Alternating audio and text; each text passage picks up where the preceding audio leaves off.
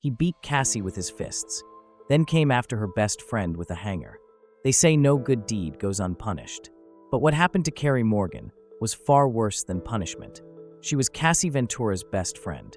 Loyal, present, protective, until one night in 2018 when Diddy turned his rage on her. This is the story the cameras didn't catch, and the one the court finally heard. Kerry Morgan was once the person Cassie trusted the most. Through the years of manipulation and fear, Kerry stood by her side. But being close to Cassie meant being dangerously close to Sean Diddy Combs. And eventually, that proximity made her a target. In her recent courtroom testimony, Morgan shared details that stunned the jury and revealed just how far Diddy's violence extended. It was late 2016. Earlier that night, Diddy had allegedly beaten Cassie in a hotel room. The same incident that would later be caught on security footage and shown to the court.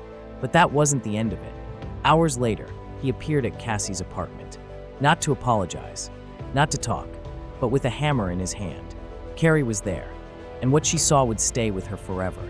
I looked through the peephole and saw him hitting the door with a hammer, she testified. It was terrifying. Cassie sat in silence. Her spirit seemed broken. It was like she didn't even care anymore, not even if he hurt her. The police didn't show up for another 3 hours.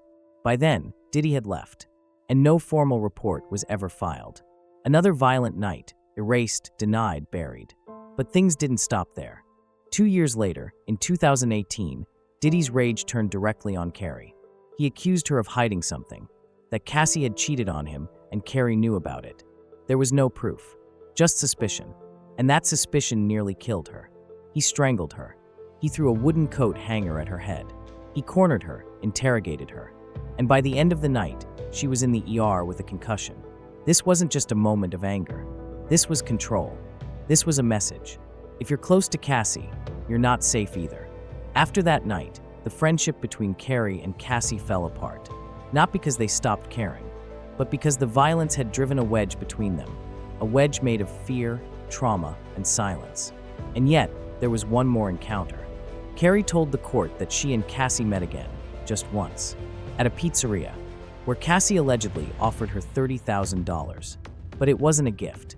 It came with an NDA, a non-disclosure agreement, in exchange for silence. What do you do when the person you protected asks you to keep quiet? Kerry didn't sign it.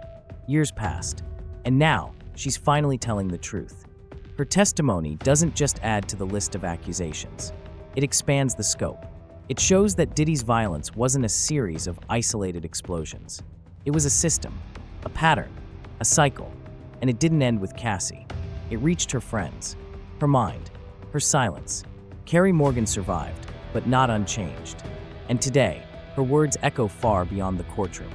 They tell a story of a woman who stood by her friend and paid the price.